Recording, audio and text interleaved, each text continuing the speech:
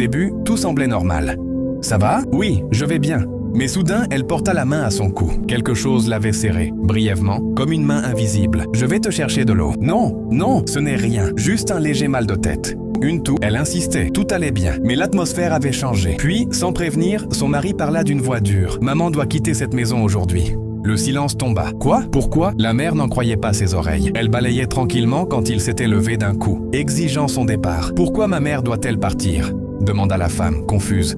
L'homme se lança dans un discours froid. Il n'avait pas assez d'argent, trop de bouches à nourrir. Sa belle-mère devait retourner au village et reprendre le travail agricole. Il parlait de paix, de dépenses, comme si la présence de cette femme était devenue soudainement une menace. Mais sa femme ne comprenait pas. « Je suis enceinte. J'ai besoin de ma mère. Elle m'aide à tout faire. » Alors son mari changea de ton. « Maman, tu sais ce que tu fais. Tu ensorcelles le cœur de ma femme. » La mère resta figée. De quoi parle-t-il ? Que voit-il que je ne vois pas ? Elle se tourna vers lui. « Je t'ai confié ma fille. Est-ce ainsi que tu prends soin d'elle ? Vous êtes mariés depuis 5 ans. Pourquoi n'avez-vous jamais eu d'enfant ?» Cette question le mit hors de lui. « Tu vois le genre de questions qu'elle me pose ?» La tension monta. La femme, épuisée par la grossesse, tenta de calmer tout le monde. Mais la mère comprit alors quelque chose de grave. « Ma fille, tes jours dans cette maison sont comptés. Qu'est-ce que tu veux dire, maman ?» L'homme éclata. « Qui t'a dit que quelque chose allait lui arriver ? Demande-lui. » La mère se redressa. « Je porte cet enfant depuis 9 mois et aucun enfer n'empêchera une mère de protéger son enfant. » Elle cita la loi sacrée. L'homme quittera son père et sa mère pour s'attacher à sa femme. « Avoue ce que tu as fait à ma fille. Avoue ce que tu as fait à ses enfants à naître. » Alors tout bascula. L'homme cria, suffocant, disant qu'il voulait arrêter, qu'il était étouffé. Puis la vérité sortit enfin. « Je ne suis pas seul. Mes frères sont ici depuis le début. » Il invoqua des forces obscures, mais quelque chose de plus fort se leva contre lui. Quand la vraie puissance se manifeste, la fausse s'incline. Il tomba à genoux. C'est trop tard. Les voix qui l'appelaient l'abandonnèrent. « Frère, ne me quittez pas !» Mais elles avaient disparu. Brisé, il avoua. « Je suis responsable de toutes tes fausses couches. J'utilisais nos enfants à naître pour prolonger ma vie. » En larmes, il implora le pardon. La mère posa la main sur sa fille. « Ta mère est forte et rien ne t'arrivera. » Puis elle déclara, sans hésitation, « Ton mari est un ritualiste.